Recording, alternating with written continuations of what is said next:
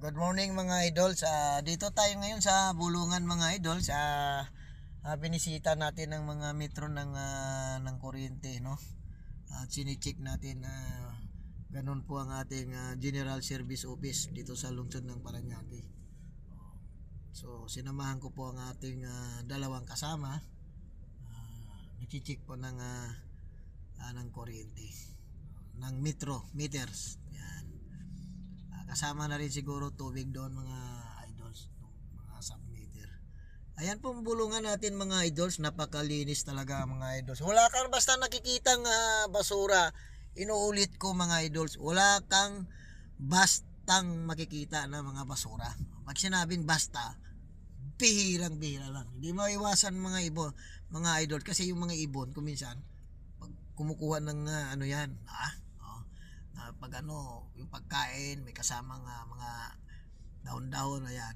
Hindi may iwasan na may kunting-kunting mga diyan makikita ka. Ayan mga idols, no, sa dami. Ayan. So makikita mo dito idols ang mga LRT, ayan, no, tingnan mo LRT. Ayan. MRT ba yan? LRT, isa lang yan. Train pa rin yan mga idols. Ayan, so napakalinis ng natin mga idols ng ating bulungan. So dito dumadaan mga idols ang mga ibang mga sasakyan na galing doon. Ayan dito na. So binago, so maganda. Dati idols doon sa kabila lahat. So para hindi masikip, hindi traffic, so inayos ng TPMO natin, no. So ayan idols, kita mo mga motor lahat dito idols.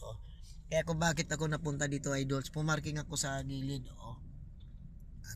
So tingnan natin mga idols tungayan natin ng mga idols ang kagandahan ngayon sa bulungan. Dati idols, no, nung mga panahon pa ng mga dekada pa talaga, talagang litaw na litaw ang mga basura dito.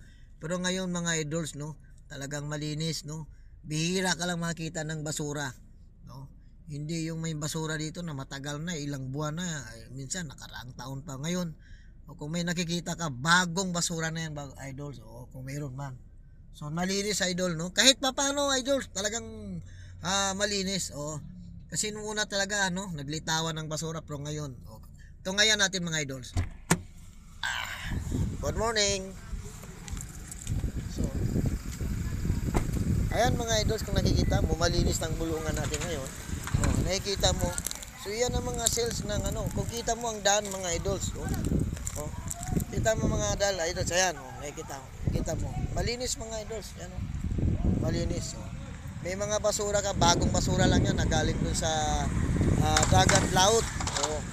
So ayan, may maraming ibon ayan mga idols. So ayan, mga parking only. So dito sa umaga idols, no.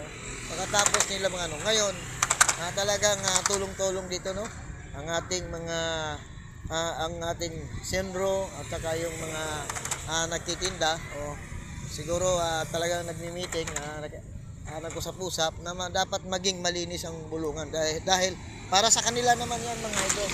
Ayan, so talagang malinis mga idol. Saka magkataka ka kung bakit marami ng mga motorcycle dito na dumadaan. Ayan mga idol, kasi dito na po yung papasok, kabila naman ang palabas. So ayan ang mga bangka mga idols yan. So ayan ang tahong mga idols, yan ang bagong tahong dumating na ayan, bangka, ayan, so mga idols. So good morning mga idols, huwag niyo kalimutan, mga idols, pumunta sa aking channels, Titing Aguila Vlog. So ang tagal-tagal kong namamahinga mga idols dahil nga sa kadehanan busy kami, no. Busy kami sa gawang-gawa, no. Kami katuwang lamang ng serbisyong totoo dito sa lungsod ng Parañaque. Kung nakikita nyo idol yan, nakikita nyo. So medyo talaga malinis na idol. Hindi kagaya talaga nung una mga idol, no. Punong-puno ng basura yan, pero ngayon kahit papaano nakikita mo mga idol. Ayan, malinis. So ayan, good job, no, sa ating lahat ng mga empleyado ng Senro. So pinangunahan po yan ni Tito Bernie Amorao. Ayan. Siyempre, ng ating butihing Honorable Mayor Kuya Edwin Olivares, no?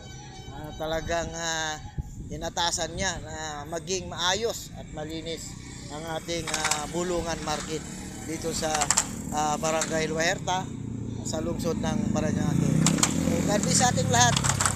So, kung makikita mo mga idol, wala ka bastang makikitang amoy, no? Hindi yung bulok na isda, wala talaga mga idol. So talagang malinis, maayos, no? So, ayan. Anong gagawin natin mga idols? Dito tayo mga idols sa hindi maiwasan mga idols na talagang pag kinabukasan may panibagong basura na naman.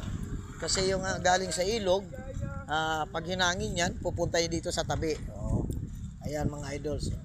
Ayan. Ayan po, yan ang mga tahong bagong dating. So, ayan. Pwede tayo pumunta sa kabila mga idols. Lipat na naman tayo mga idols. Lipat tayo idols.